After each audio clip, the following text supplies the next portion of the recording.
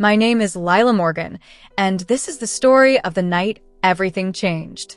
I grew up in a square, brick house on Birch Street in Denver, Colorado, a place where winters smelled of pine smoke and summers were filled with the sound of cicadas. The porch was narrow and creaked when you stepped on it. The door was painted a soft blue that peeled around the edges, and the living room always smelled faintly of coffee and old wood. My father, Victor Morgan, bought that house before I was born. He said it was a temporary place until the company grows, but we never left. Even as his business climbed to the heights of American success, that small Denver house remained our beginning, and for me, the only place that ever truly felt like home. Father was an empire builder. He created Morgan Axis, a technology company that started in a single rented office with 2 engineers and a dream.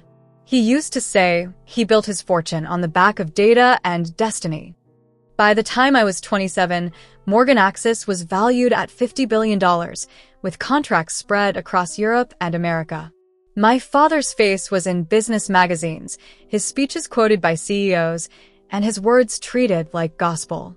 But to me, he was still the same man who had once taught me how to fix the kitchen light, patient 1 minute, volcanic the next. When he married Elaine, my stepmother, I was 19. She was elegant in the way that makes you aware of your own plainness, soft voice, diamond bracelets, and eyes that calculated everything.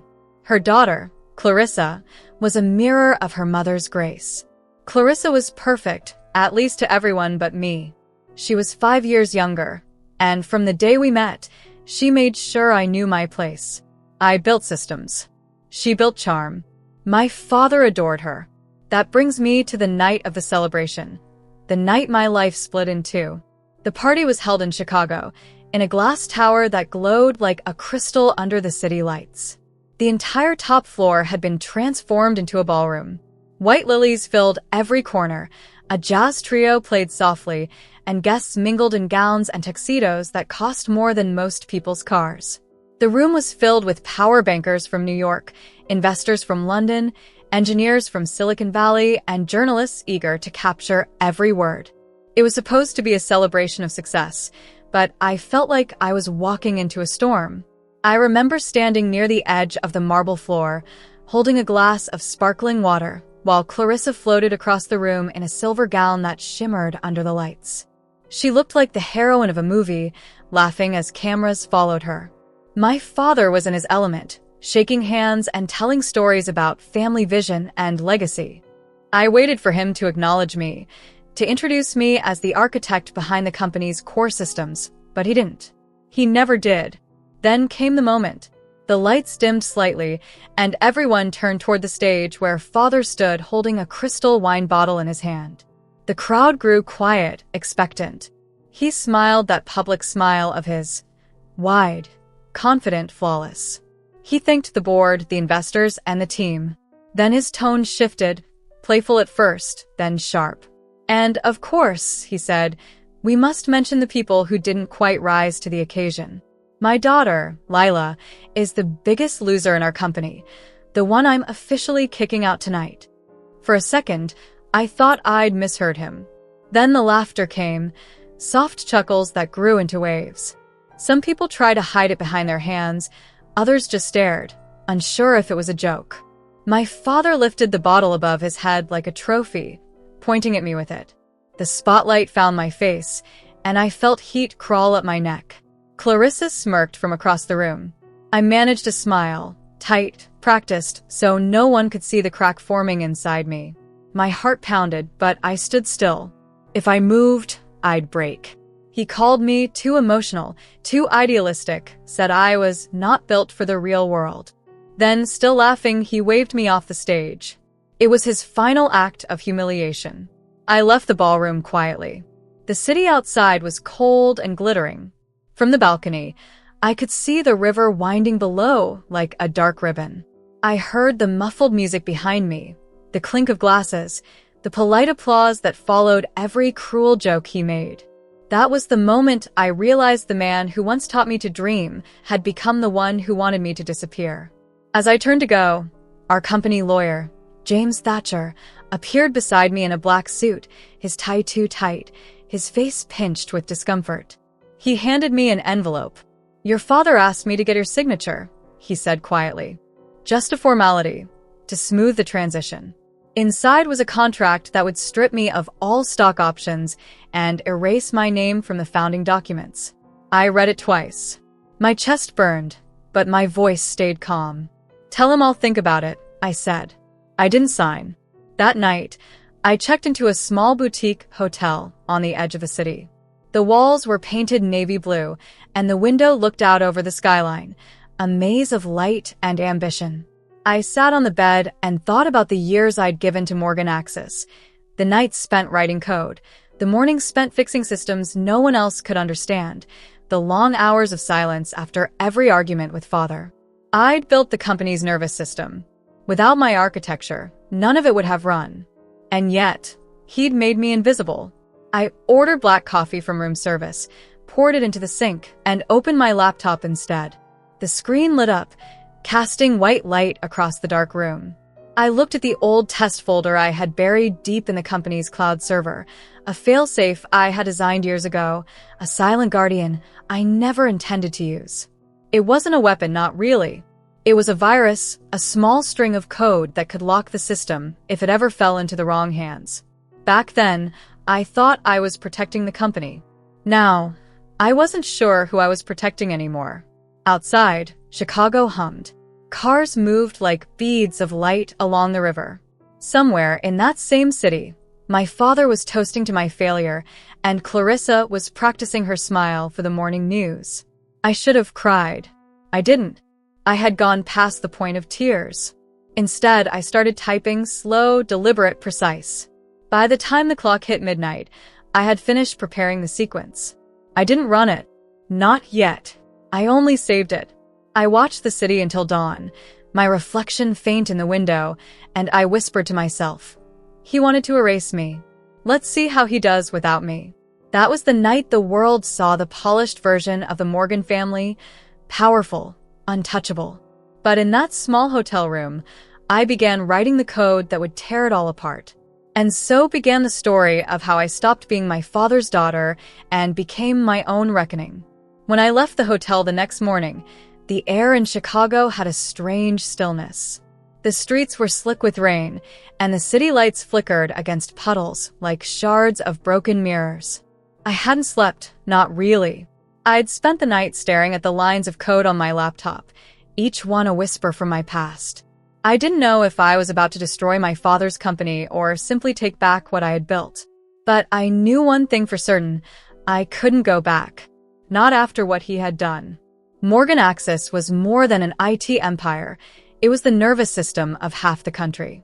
Hospitals, freight carriers, energy firms, all ran on the software we built.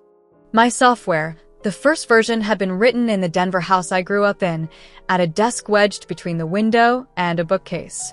I had designed the architecture with one rule in mind: no one should ever be able to take total control of it. Maybe that was naive.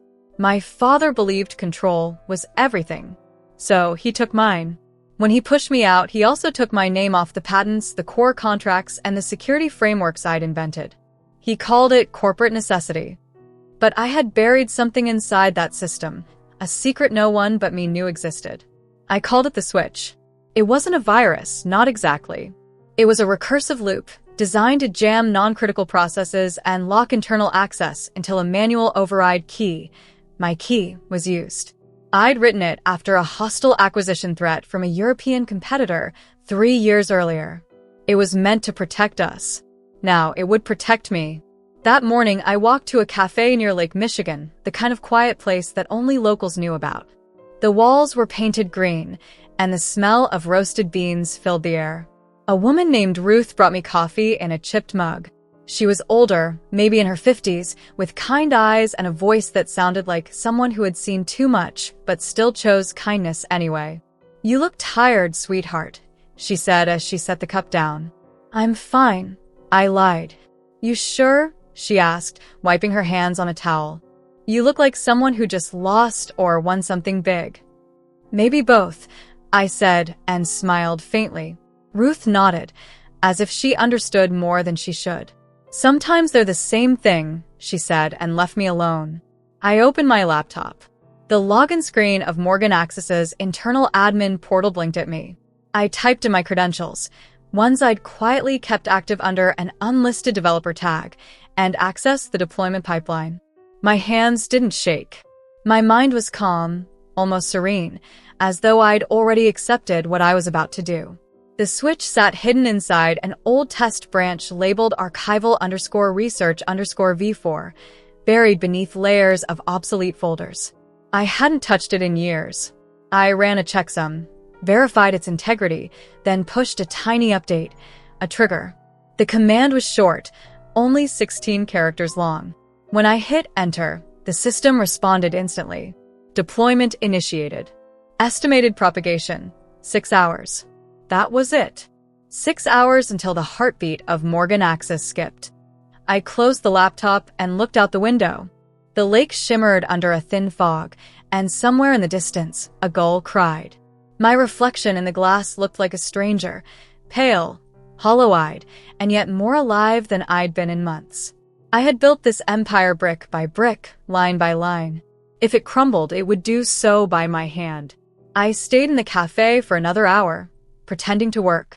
At one point, a man in a gray coat sat 2 tables away and opened a business magazine. My father's face was on the cover, beneath a headline that read, "Victor Morgan, the Titan who never fails." The sight of it twisted something in my stomach. He had failed me long before I ever wrote that switch. By noon, the rain had stopped. I decided to walk. The air smelled of wet pavement and gasoline. I wandered along the Riverwalk, where tourists took photos and street performers played violins for spare change. A musician with a weathered face played a slow tune that echoed through the arches. I dropped a $5 bill into his open case. He looked up and said, "You look like someone who's letting go." I didn't answer, but he was right.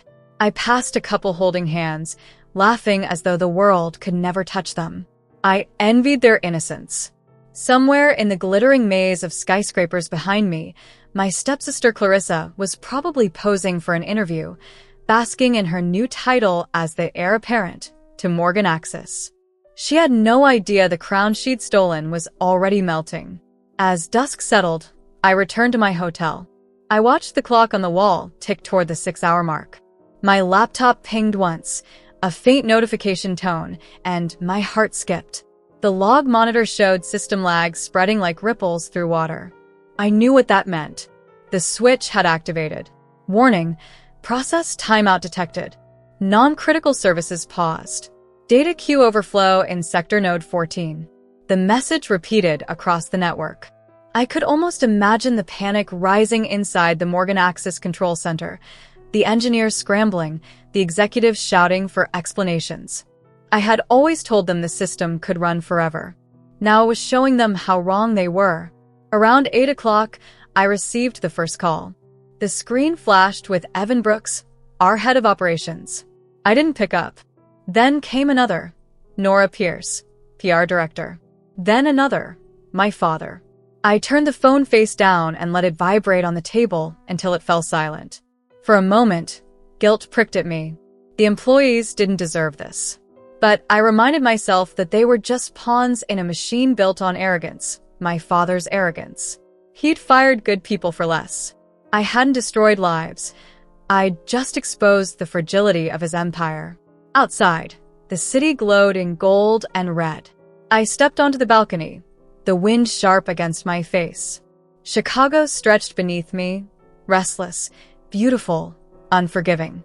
I thought about the Denver house, the creaking porch, the scent of coffee. That was the last time life had been simple, before ambition had turned my father into a stranger and me into his ghost. I whispered to the night, "You wanted to erase me, Father. Now you'll remember my name." Inside, my phone buzzed again. I ignored it.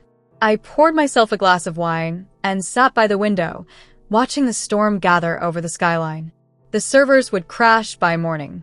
The company would bleed money. Investors would scream. But I felt only a strange peace. Because for the first time in years, I wasn't trying to prove myself. I wasn't trying to be the good daughter or the perfect engineer. I was simply being honest with him with myself, with the world. The switch wasn't vengeance. It was true. And by the time dawn broke over the city, every screen in Morgan Axis would reflect it. When I woke up that morning, the world was already burning. My phone buzzed against the nightstand like it had a heartbeat of its own, vibrating, stopping, then starting again. I squinted at the screen. The first missed call was from Evan Brooks, our head of operations. The second is from Nora Pierce, our PR director. The third from Father. Then more followed. The board, the investors, even a few journalists. My notification bar looked like a storm front. I didn't answer any of them. I sat on the edge of the bed, the city still gray outside, and scrolled through the alerts.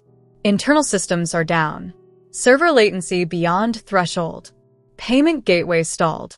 Customer access restricted. It was a slow-motion implosion, every alert a small explosion under my ribs.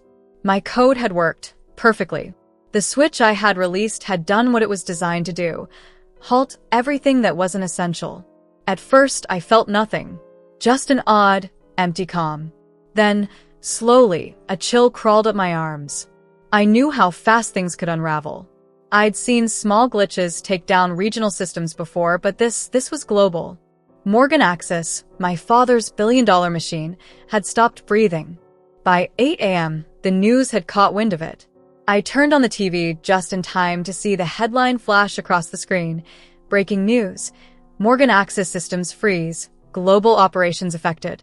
Behind the anchor's bright smile, the chaos was visible in the crawl. Hospitals reporting outages, freight lines backed up, financial networks slowed to a crawl. The same company that had bragged about flawless uptime couldn't even log into its own servers. I made coffee, black and bitter, and watched the story unfold like a documentary I had already seen. The footage shifted from our shiny Chicago headquarters to angry clients outside. One man in Boston shouted that his company was losing $3 million an hour.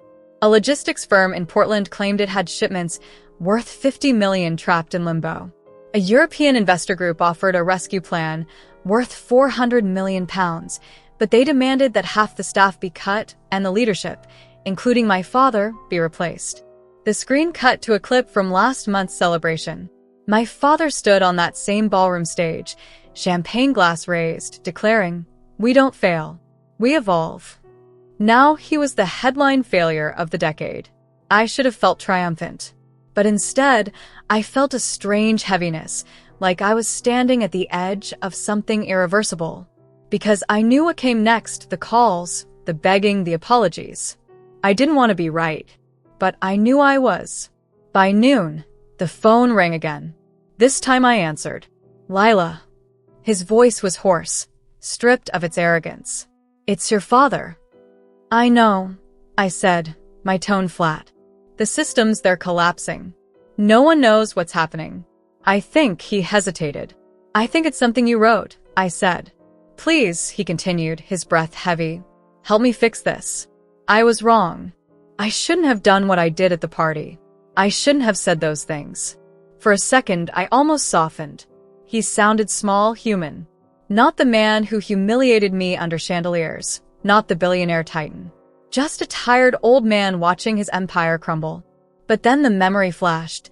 The laughter, the cold sting of humiliation, the weight of the wine bottle above my head. The room was full of people pretending it was funny. I heard that laughter again now, echoing in my mind. "You said I was a loser," I whispered. "You said you were kicking me out. You made everyone laugh." I was drunk, angry, stupid. "Please, Lila, I need you. Morgan Axis needs you. I'll make it right. I'll sign everything back to you, the patents, the shares, all of it." I looked out the hotel window. The city was a tangle of lights and smoke. "You can't buy me anymore, Father," I said softly.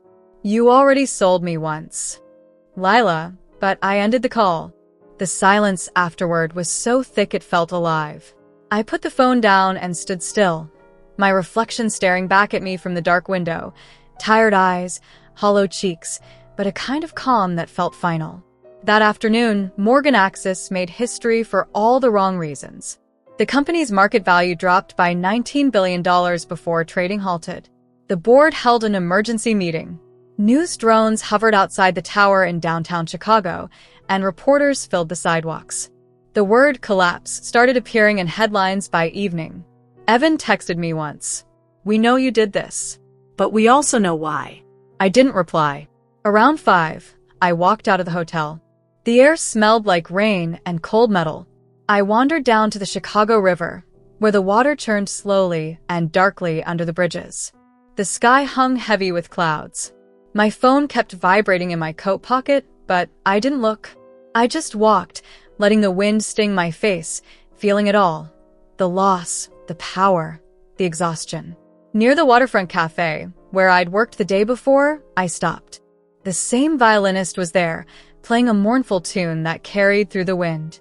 A small crowd had gathered, tossing bills into his open case. I stood back, listening. The melody was fragile, the kind that sounds like it could break at any moment but never does. When the song ended, he looked up at me and said, "Rough day." "You could say that," I answered. He smiled, toothless but kind. "Storms always pass, miss. But the sky never stays the same." I gave him a $10 bill and walked away. By the time I returned to my hotel, the sun was setting behind the skyscrapers, painting the windows in streaks of orange and gold. The news anchors were now calling it the Morgan meltdown. Commentators debated whether the company could survive. Some predicted bankruptcy within weeks. Others called it the largest digital failure in American corporate history. Then, as if fate wanted to press one final bruise, I got one more call. It was James Thatcher, our lawyer. "Lila," he said carefully, "Victor's looking for you. He's not doing well. I think he's breaking." I didn't respond. "Whatever happened," James continued, "maybe talk to him. This is his whole life falling apart. And whether you meant to or not, you've become part of that story." I almost laughed. His whole life? I thought, what about mine? The one he dismantled piece by piece and called it love? "I'm not part of his story anymore," I said finally. "He's part of mine." I ended the call, closed the curtains, and poured another cup of cold coffee. Outside, the city lights blurred like watercolor. Somewhere out there, my father was watching his empire sink. And for the first time in my life, he couldn't control the outcome. I stood by the window until the last streaks of light faded into the night. The river shimmered faintly under the lamps, carrying reflections of towers that had once meant everything to him. As I turned away, I whispered to no one but myself. "I built the system. He broke the family. Now we're even." And with that, I turned off my phone and let the darkness have the rest of the night. The collapse of Morgan Axis didn't happen in a single explosion. It was a slow drowning. The company sank one headline at a time, one press release, one desperate interview. What had once been a tower of glass and pride in downtown Chicago turned into a ghost building filled with boxes, lawyers, and silence. Each morning brought new reports, investors pulling out, clients switching to competitors, lawsuits piling up. My father's legacy disintegrated, and I watched from afar, untouched, unmoved, or at least I told myself so. The board fired 3 vice presidents in the first week. By the second, Clarissa deleted all her social pages, erasing her public smile and perfect quotes about innovation and family vision. The people who used to praise us now pretended they'd never known our name. James Thatcher, the company lawyer who had once handed me that cruel contract, called twice. I let both calls go unanswered. I knew what he wanted, to talk about rebuilding, about deals and recovery, but I was done with rebuilding illusions. Some ruins are meant to stay that way. When the noise became too much, I left Chicago. I packed everything I owned, 2 suitcases, my laptop, and a worn leather notebook, and drove east until the air turned salty. I stopped in Portland, Maine, a city that smelled of seaweed and rain. There, on a quiet street that sloped gently toward the harbor, I found a white house with a green door and a wide porch. The landlord asked $3,200 a month, more than I should have paid, but the view of the water through the upstairs window made me say yes. It was the kind of house that looked like it forgave people. My life there was small, and I liked it that way. I found work as a systems consultant for a local health clinic. Nothing glamorous, just helping them manage patient databases and digital security. The pay was modest, but the hours were steady, and the work was clean. No billion-dollar contracts, no shareholders breathing down my neck. Just code, coffee, and the quiet hum of machines that helped people heal. For the first time in years, I wasn't writing for power. I was writing for a purpose. I spent my evenings on the porch, wrapped in a gray sweater, watching the ocean fade from blue to silver as the sun went down. Sometimes I'd hear the faint laughter of children playing down the street or the bark of a dog chasing gulls. I had neighbors who smiled when they passed but didn't ask questions. I liked that, being seen without being known. One morning in early spring, I read the news on my tablet. The headline was small, buried near the bottom of the page. Victor Morgan, former CEO of Morgan Axis, dies in boating accident. The article said he had taken a small sailboat out on Lake Michigan. The wind rose suddenly, the boat tipped, and he never made it back. The report was brief. No interviews, no statements, no drama. Just water, silence, and a date. That was all that remained of the man who once ruled the skyline. I sat on the porch for a long time after that. The sea was calm that day, barely moving. A boy coasted by on a bicycle with a loose chain. Somewhere, a dog barked and then stopped. I thought about my father, not the CEO, but the man who once brought me coffee when I stayed up coding all night, who told me stories about building things that last. Somewhere along the way, he had forgotten what that meant. So had I. I didn't cry, but I did whisper something to the wind. You built your empire, and I built its heart. We both lost it in the end. In the weeks that followed, I started to feel the world settle again. The panic calls stopped. The internet moved on. New companies rose. New faces replaced the old. Morgan Axis became a cautionary tale for business schools and podcasts about corporate ego. I stopped reading about it. The sea outside my window became my only newsfeed, honest, untamed, and always moving. Sometimes, when the wind was right, I walked to the rocky shore at dusk. The water there hissed over the stones, gray and endless. I'd stand there until the tide licked the toes of my boots and whisper to the horizon, as if the world might answer. My name is Lila Morgan, I'd say quietly. I built something once. I broke it. Now I build smaller things that matter. Then I'd walk home, make tea, and sit by the window of my small white house that smelled of lemon soap and salt. I no longer feared the quiet. The quiet was where I belonged, not as the fallen daughter of a billionaire, not as the woman who crashed a company, but as someone who finally understood that redemption doesn't come in applause.